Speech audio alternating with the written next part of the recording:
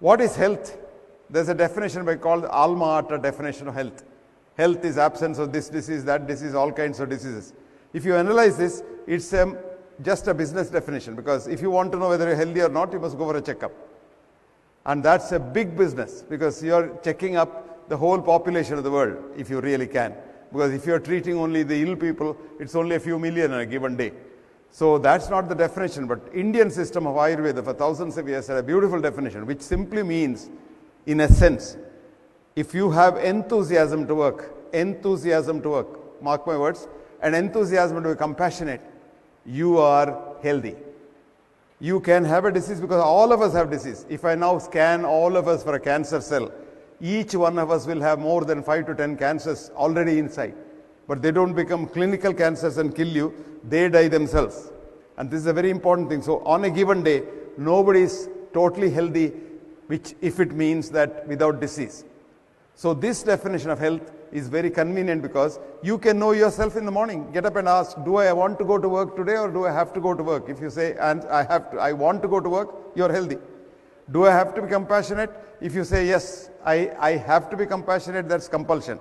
I want to be compassionate. And if you want to be compassionate, you're healthy again. Now, having said this, I must tell you the myths in the area of health. When you go and see a doctor, the first thing he asks is, did your father have cancer? Did your father have stroke? He had a heart attack? You get frightened. And if anyone of this is positive, you start dying that day. I may get a cancer. I may get heart attack. I may get this. I may get a stroke. All this is myth. You and your parents have nothing in common, because you are not come from your parents. Actually, this is the Indian thought.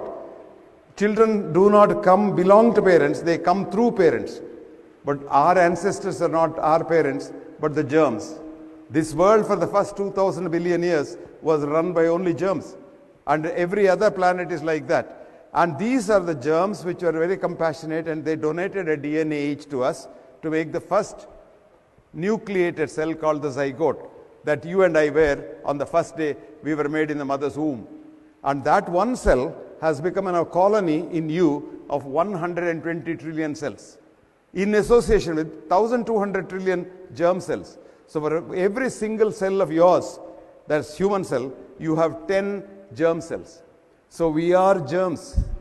And this germ theory propagated by the Western medicine to use antibiotics as medicines is the one that is killing mankind all over the world because of superbugs. Now germs are our friends, and germs have brought us here, and we belong to them. So you don't have to worry about your family history of this disease or that disease, because there's a big myth going on saying that your genetic analysis, your genome studies, your genetic engineering, stem cell study, preserving your cord blood of your child, preserving your dead body, etc., etc., is a multi-billion-dollar industry. All that is a myth. What is true today is, if you are healthy today, you are lucky. If you are unhealthy today, you are lucky. There's nothing that you can do to preserve your health or continue it. But one thing is, health is environmental. Health is not genetic. You are not inherited from your parents. Health is purely environmental. In this context, we again talk of, and we have been talking about, the risk factors. Your heart disease, your hypertension, diabetes, body weight, height, weight, mass index, your girth of the abdomen, girth of your all kinds of things we talk about. All this has been again proved wrong, because a largest study, the longest study and the biggest study, which is called the MR-FIT study, Mr. Fit study, multiple risk factor intervention trial, which went on for prospectively 25 years, showed that there isn't anything called risk factor.